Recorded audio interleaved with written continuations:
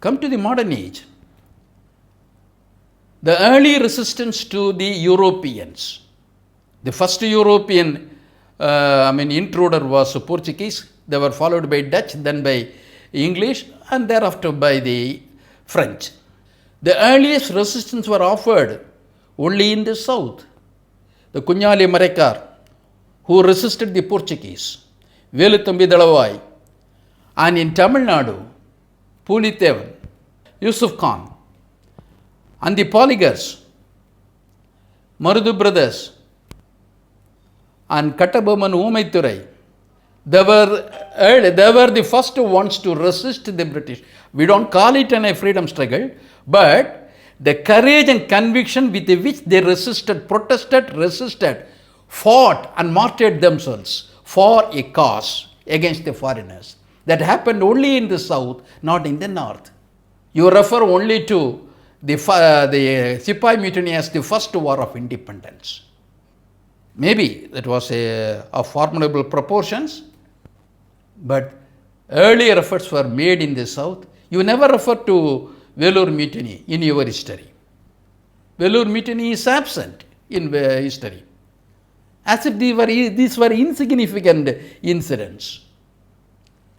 But something happened to Jhansi Rani, who, when she was refused the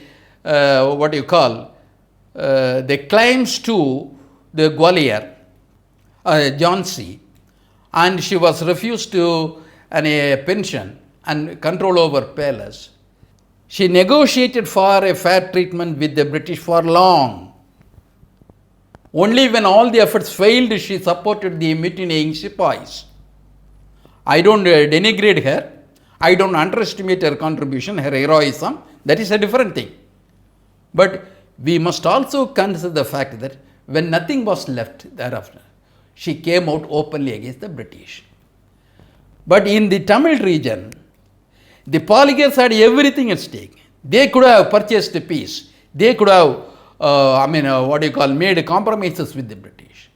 Even then, they preferred to fight the foreigners. Who should be given the preference? Tamil Nadu had contributed a lot. Even you don't treat the Travancore or Mysore as a part of the national India. What happened in the north? Raja Ram Mohan Roy is depicted as the social reformer. We have great respect for him. We had great regard for him. But more intense social reforms were sought by people from South India. From the Deccan, Jyotiba Phule. There is no mention in even R.C. Majumdar's book about Phule. There is no reference to Ambedkar's social movements in the textbooks given as presented as Indian history books. There is no mention to Narayana Guru, Vallalar or Periyar. By neglecting these major personalities and major movements, you project something which you want us to accept as national history. A nation includes, national development includes not only political, linguistic, cultural, social, economic, emotional, intellectual. All these things contribute to formation of a nation. Only one segment cannot be projected as a mainstream, and the other segment was only insignificant or rejectable ones. That is why I was very much concerned about regionalizing Tamil history. Tamils had a better role. The first amendment to the Indian Constitution, the provocation came from Tamil Nadu. First amendment. Even before the Constituent Assembly was formally dissolved, social movements of the Tamil Nadu cannot be simply eclipsed by the national writers in their national histories. Every social segment matters in history. Every social movement matters in history. Every personality matters in history. That is not happening here. Why I should mention all these things now? Because recently I came across the UGC prescribed syllabus for undergraduate history courses for all universities to consider and adopt. More than 99 pages are there. UGC prescribes a syllabus for UG history. That means one history for the entire nation. And UGC expects that the history this will be adopted by all universities. So once this is accepted, we reconcile to this syllabus, what happens? For the competitive examination, at least for the UPSC, students who read history will read only that history. What is that history? That history rejects regions. There is no scope for regional history. You should know that development of regional histories commenced in Madras University. History of South India the studies in South Indian history was developed only in Madras University. Neelakanta Shastri is the most famous work. A history of South India emerged here. Only after that, other regional histories emerged. Gopalachari and others concentrated on the Deccan region. And Tamil history came to be written here. Regional histories. When we became independent in 1947, our history syllabus was mostly focusing on British history. And secondary treatment was given to Indian history, that to North Indian history. There was no scope for the regional histories. After independence, when education had been a part of the state's list, now every state evinced interest in knowing, in unveiling their past. So efforts were made for a discovery of their own past. History of Tamil Nadu became an part and parcel of the history program, UG history program, only in the 1970s. Until then, there was no Tamil history in the syllabus. There was British history, there was Indian history, there was an European history, even American history was there, then there was a British constitutional history. Gradually we were changing, transforming. Regional histories were now emphasized.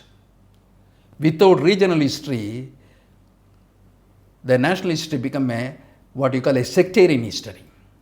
So regional histories were developed.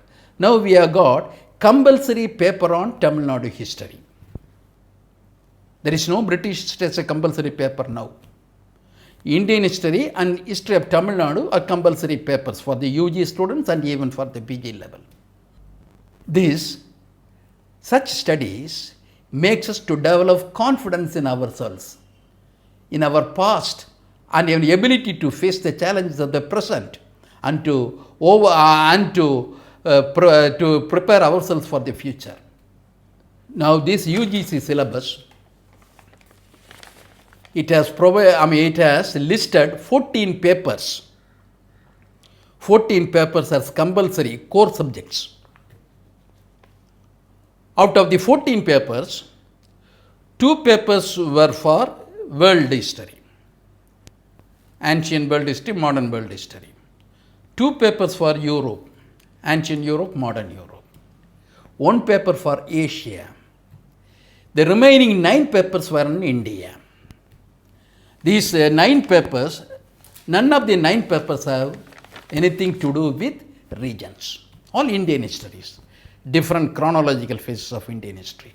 Commencing from the idea of Bharat, not India, Bharat. Followed by the Mauryan age and then post-Mauryan age, something like that. The Satavahana's, Kushanas, Kanvas, all these the Mauryan rulers were restricted to one subdivision. For Mauryas, one subdivision. For Guptas, entire unit. That is, entire unit, every unit has 4 divisions. So you have got compulsory papers. These were compulsory papers. None of the paper is a regional paper, regional study. And then you come across discipline-oriented electives. The second category comes all foreign histories. No Indian history. The third category, discipline-oriented electives, in which you come across environmental studies and the Indian culture, Indian heritage, Sanskrit-oriented Indian heritage. And here they have added 3 papers on a region, Delhi region. There are 3 papers for Delhi. That is the only regional history provided in the entire syllabus. Culture, heritage, communication, everything Sanskrit-oriented, North-oriented. There is no scope for it. Sangam, that was dismissed as a passing reference in the ancient period. And Cholas, they mentioned how careless and how reckless they are is indicated by, they mentioned that Cholas of Kanchi. Pallavas were ruling Kanchi. They did not bother to distinguish between Pallavas and Cholas in a single sweeping statement. There was no adequate treatment for the Chola Empire.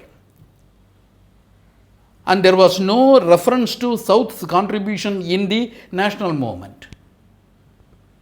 There was no mention to Vellore Mutiny. There was no mention to Polygar rebellion. Nothing. And coming to personalities, they mention Madan Mohan Malaviya and Sagajanan Maharaj. Somehow they did not think it fit to mention Ambedkar, Phule, Periyar and others. They put a subdivision for Bhakti movement. But the northern Bhakti movement is different from southern Bhakti movement. They did not make it. So nowhere you find any reference to exclusively study of the regions. If this syllabus is to be adopted by other universities as is expected by the central government or the union government, you will not be able to include Tamil Nadu history as a paper in any of the UG program or PG program. So there is an attempt to reject regional histories totally and include certain regional references as a passing reference in the major subject.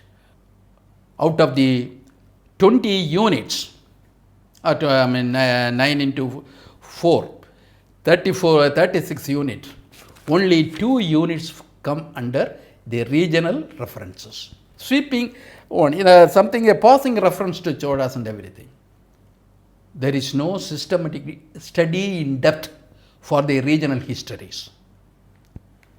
So without emphasis on regional history, what kind of history knowledge you try to impact on the students? What sort of historians we will try to become? Even colonial period, there was no international neglect of South because they were ignorant, because of their constraints they could not include. Once Prakriti came to be known, they included the Buddhist India. And some chapters on Vijayanagar was added after Father Hiras wrote books on the forgotten empire. But Southern history never found a place in the British period. But after independence, when we become an independent nation, that means we are having our own pride in our past. I don't agree with the word pride because we want to know the truth. We cannot forego our past. We want to know our past. We are very much convinced that Tamils contributed substantially to the Indian culture, composite culture of India. Indian culture, Indian traditions. So-called Hinduism, and once C.R. Reddy mentioned that it is nothing but adoption of Dravidian deities and with Brahminical, what you call embellishment. That is Hinduism. The idols belong to the Dravidians. The temple system belonged to the Dravidians. So even if you consider Hinduism as a major religious factor in India, the contribution of the Dravidians or Tamils are substantial. Why there is a reluctance to accept it and to make it recorded in history books? So unitary history is not feasible for the historians or those who want to learn history fully, thoroughly, and without a bias. So regional histories are being attempted to be eclipsed for political reasons. Regions pre-exist the nation. There were Tamils, Tamil Nadu earlier. India emerged only recently. So these regions contributed. They facilitated the emergence of India. By rejecting regions, how can you project India? So in historiography, regional histories ought to be given adequate space, adequate emphasis, not simple reference, simple mentioning. It had to be given adequate, appropriate space in Indian historiography. But the present trend is not suitable for it. I believe that only the state universities can safeguard the regional histories, provided the state universities retain their autonomy. The state universities lose their autonomy and become branches of the one administrative structure. They may not be able to do it. We come across several instances. Somebody dictates this must be included in the syllabus. It is being done.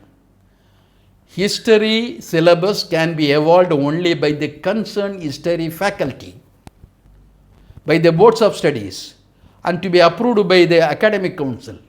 History syllabus cannot be dictated by some administrative agency elsewhere.